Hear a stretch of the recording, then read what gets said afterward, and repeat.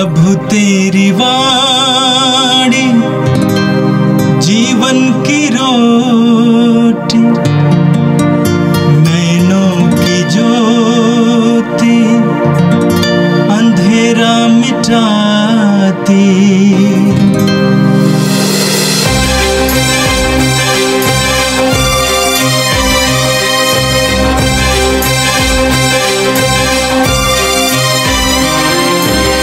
प्रभु तेरी वाणी जीवन की रोटी, नैनों की ज्योति अंधेरा मिटाती।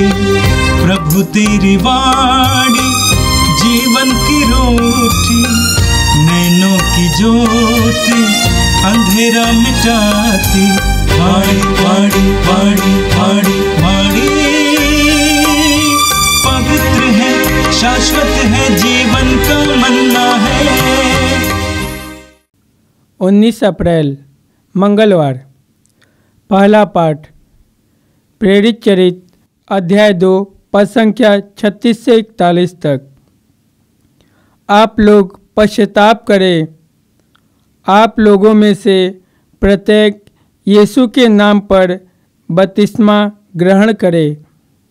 पेंतेकोस्त के दिन पेतरुस ने यहूदियों से यह कहा, इस्राएल का सारा घराना यह निश्चित रूप से जान ले कि जिन्हें आप लोगों ने क्रूस पर चढ़ाया है, ईश्वर ने उन्हीं यीशु को प्रभु भी बना दिया है और मसीह भी। यह सुनकर वे मर्माहत हो गए और उन्होंने पेतरुस तथा अन्य प्रेरितों से कहा, भाइयों, हमें क्या करना चाहिए? पेतरुस ने उन्हें उत्तर दिया, आप लोग पश्चाताप करें। आप लोगों में से प्रत्येक अपने अपने पापों की क्षमा के लिए यीशु के नाम पर बपतिस्मा ग्रहण करे। इस प्रकार आप पवित्र आत्मा का वरदान प्राप्त करेंगे, क्योंकि वह प्रतिज्ञा आपके लिए तथा आपकी संतान के लिए है और उन सबों के लिए जो अभी दूर हैं और जिन्हें हमारा प्रभु ईश्वर बुलाने वाला है।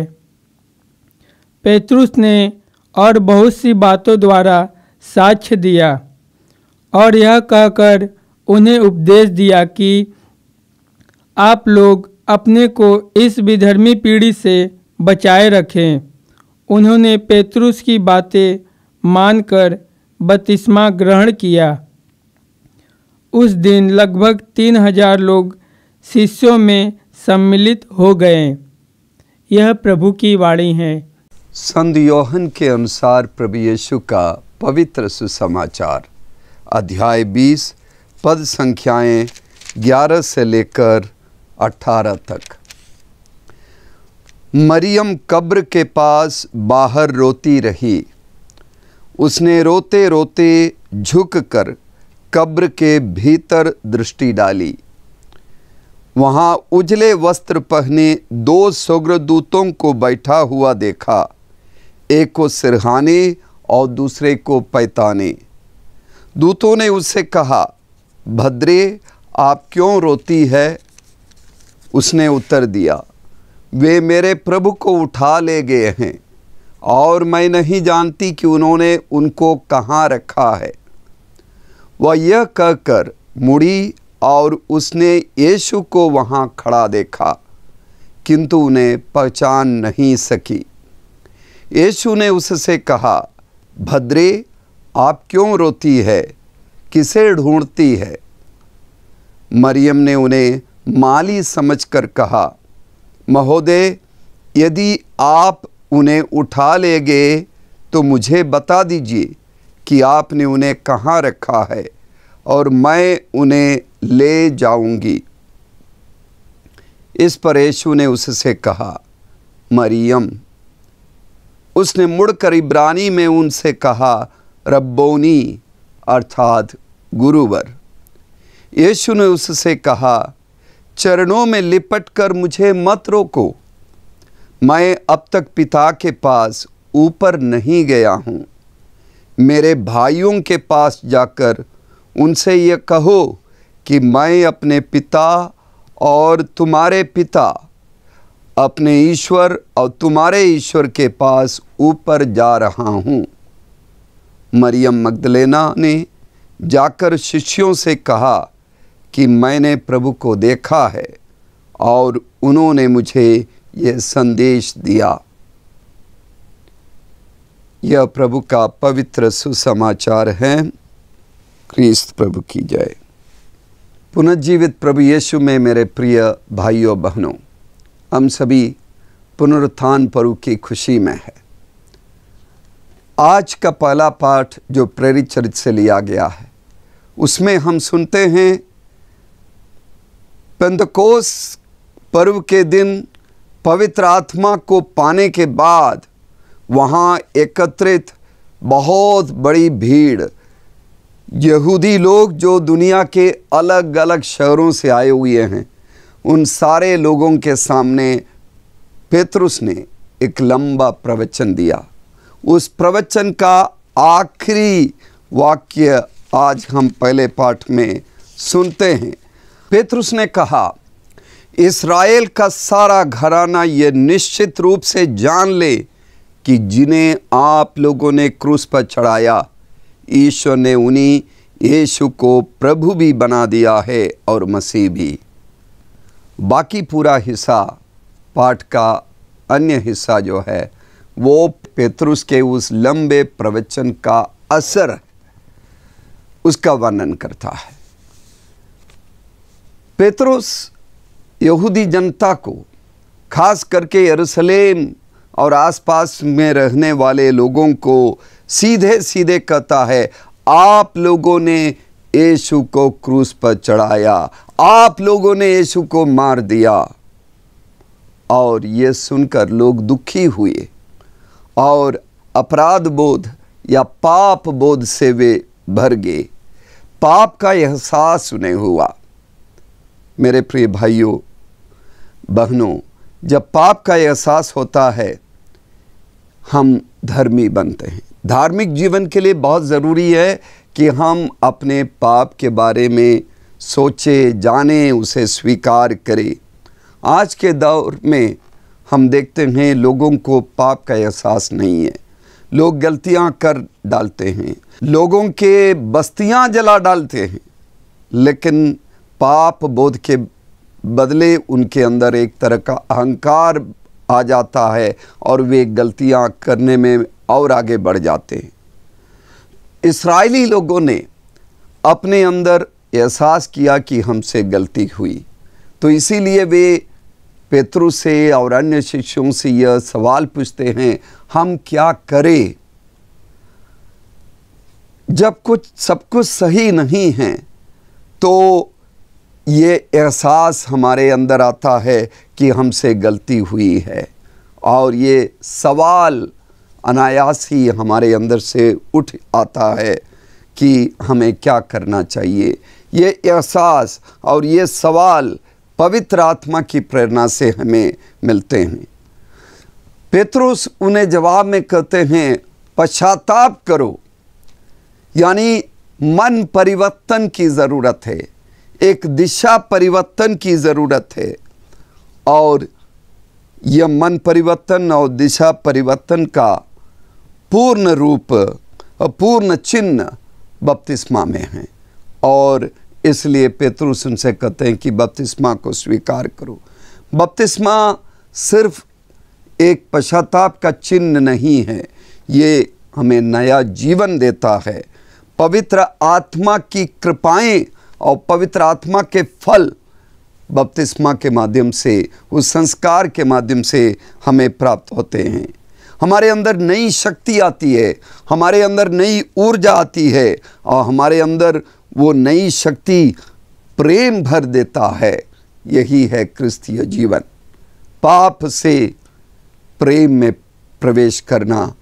इसके लिए पेतरुस ने उन सारे यहूदियों का आह्वान किया, और आज हम सबको ईस्टर के इस पुण्य अवसर पर, इस पुण्य सप्ताह में हमारा भी आह्वान पेतरुस करते हैं कि हम एक नए जीवन में प्रवेश करें। देखिए, पेतरुस के उस प्रवचन को सुनने के बाद 3000 लोग शिष्यों की मंडली में शामिल हो गए। उन्होंने विश्वास को अपनाया, उन्होंने यीशु को अपनाया, यीशु के संपूर्ण जीवन को, उनकी शिक्षा को अपनाया। प्रेरित चरित्र के पहले अध्याय के 15वें पद पर हम पढ़ते हैं कि उससे पूर्व उनकी संख्या मात्र 120 थी, अब वे 3000 से ज़्यादा हो गए। आज के सुसमाचार में हम सुनते हैं कि मरियम मगदलीना कब्र के आसपास भटकती रही। यीशु के कब्र के पास खड़ी होकर वो रोती रही और मरियम के आंसुओं के चलते अपने प्रेमी यीशु के पास वो आई है, एक तीव्र इच्छा के साथ कि उसे देख पाऊं। लेकिन जब अंदर झांकी तो वहाँ यीशु की लाश उसे नहीं मिली। तो मरियम परेशान है, वो रो रही है, प्रेम में रो रही है और उसके आँखों से आंसू के धार बह रहे हैं, जिसकी वजह से वो स्पष्ट देख भी नहीं पाती है। उसने पहले स्वर्गदूतों को देखा और उसने ज़्यादा ध्यान नहीं दिया। वो स्वर्गदूतों को देखने नहीं आई थी, वो अपने प्रभु से मिलने आई थी। उसे केवल प्रभु चाहिए। बाद में जब प्रभु भी उसके सामने खड़े हो गए तब भी वो पहचान नहीं पाई, क्योंकि उसके आंखों में आंसुओं का पर्दा था। बाइबल में एक बहुत सुंदर वचन है जिस पर हम लोग कम ध्यान देते हैं। स्तोत्र ग्रंथ 56 8 और 9 पद पर लिखा है, तू मेरे आंसुओं को अपनी कुप्पी में भर देता है। तू मेरे आंसुओं को अपनी कुप्पी में भर देता है और उसकी चर्चा तेरी पुस्तक में नहीं है। यानी ये स्तोत्र ग्रंथ के लेखक को ये विश्वास है कि उसके पीड़ा के आंसू व्यर्थ नहीं जाता। प्रभु उसे संभाल कर रखता है, प्रभु उसका ख्याल रखता है। उसकी पीड़ाओं की चर्चा प्रभु की किताब में है। और यही बात यहाँ मरियम के जीवन में पूरे होते हुए हम देखते हैं। प्यार भरे आंसू, दर्द के आंसू मरियम के आँखों से बह रहे हैं और उन आंसुओं के बदले मरियम को एक उपहार मिलता है, जिसे वो माली समझकर सवाल कर रही थी और मुड़ के आगे बढ़ रही थी। पीछे से उस तथाकथित माली की आवाज़ उसने सुनी और उसका अपना नाम, वो मधुर भरा शब्द मरियम।